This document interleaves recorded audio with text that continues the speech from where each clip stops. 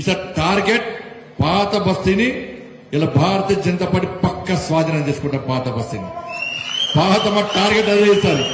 ఈసారి Bharatiya Janata party target పాత బస్తీని పక్క భారతీయ జనతా పార్టీ.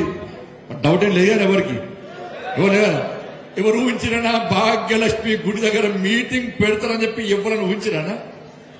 కానీ భారతీయ జనతా పార్టీ కార్యకర్తలు దమ్మున్న కార్యకర్తలన్నా.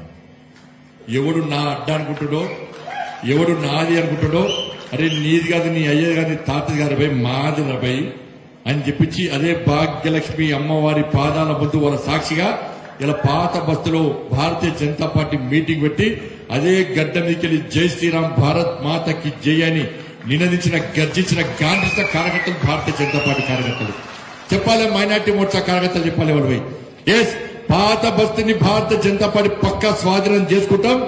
ఓల్డ్ సిటీని పక్కా న్యూసిటీ చేస్తాం. ఇవాళ అభివృద్ధి చేసి సంఘ విద్రోహ శక్తులకు అడ్డాగా మారిన పాత బస్తీని పూర్తిగా ప్రక్షాళన చేస్తాం. ఇలా అభివృద్ధి ఏందో చూపెడతామని చెప్పి ఇలా మైనార్టీ మోర్చా కార్యకర్తలు చెప్పాలి. త్రిపుల్ తలాక్ అనే మూర్ఖత్వ ఆచారాన్ని పక్క పెట్టడం తోసిపడేసినాం. అందుకే భారతీయ జనతా పార్టీ మెంబర్షిప్ తీసుకోవాలని చెప్పాలి.